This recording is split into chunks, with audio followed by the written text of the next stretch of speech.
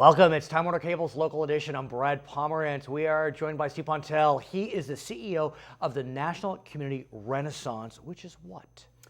National Core is a nonprofit 501c3 affordable housing development company. So we develop affordable housing. We're also general contractors. We build most of our own projects. Okay. We're property managers. We manage about 8,000 of our own units. And then we also deliver social services through our Hope Through Housing Foundation, after school programs for kids, senior wellness programs for our senior properties. So are they integrated with social services on site? Yes, all of our properties have programs associated with them. So you joined, I understand, about 3.5 years ago, Correct. Just in time for redevelopment in California to vanish. The day I started was the day redevelopment ended. kidding. My timing's perfect. Perfect. Yeah, Yes. lucky you. And so for our viewers, what that did is it eliminated a very significant source of revenue for affordable housing. About $1 billion a year was taken out of affordable housing. So how have you done? What have you done? Well, fortunately, we had enough deals in our pipeline, so we've been able to keep going with what remnants of affordable redevelopment agency dollars are left. But what we've also been doing is moving into new sources of development. And so the biggest example is we're working with a public housing authority in San Bernardino County to redevelop a 1943 era public housing property, 38 acres in San Bernardino, called Waterman Gardens. But who owns the property now? Owned by the Housing Authority. Okay. And so this is where the Housing Authority needs to redevelop it see. and add additional units to their property. So where are they getting the money, though? They get most of the money from the federal government. It's HUD funded.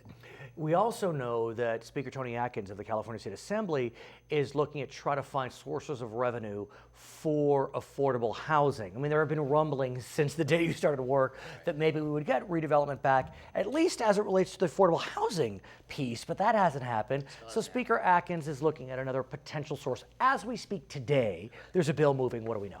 Correct. It is going to end up in conference between the Assembly and the Senate. Right. And what Speaker Atkins is, and she's passionate about this. Because, She is. You know, she grew up in very substandard housing, and she has a heart for people that need housing. And so where it stands is it'll be in conference, and it's a document fee, should generate $300 to $400 million a year in funding specifically for affordable housing. And do you know how that funding would flow? Would there be an agency that would dole it out? Would it be grant driven? How would it work? Still to be determined. Okay. It would be our hope. It would be allocated similar to how the tax credits are currently allocated throughout the state. Each region will get an allocation and then be able to put together projects within the region. The more local control, Similar the to better. enterprise zones? Not A little bit. A little bit, okay. But essentially what the state does with tax credits is it allocates so much to different regions of the state, and then projects within those regions compete for those tax credit dollars. Something similar will probably take place for these dollars. I want to get a sense how the housing bust and boom cycle of this decade has impacted affordable housing, especially you're based in Rancho Cucamonga, the Inland Empire. I mean, you're in areas where we've really seen kind of it's the perfect example of what we've seen in terms of housing.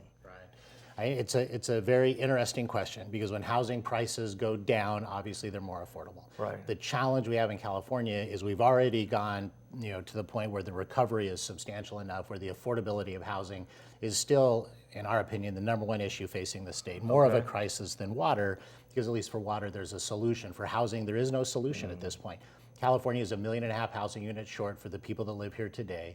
The consequences of that are significant overcrowding, multiple families living together in apartments, illegal garage conversions. The consequence of that are poor living conditions for the families and faster deterioration of the neighborhoods because we're exceeding design capacity. So the challenge we have is being able to provide housing that people can afford requires a subsidy in California, mostly in California, because the market is so distorted and our housing prices are so high, to a large extent because of the shortage of supply.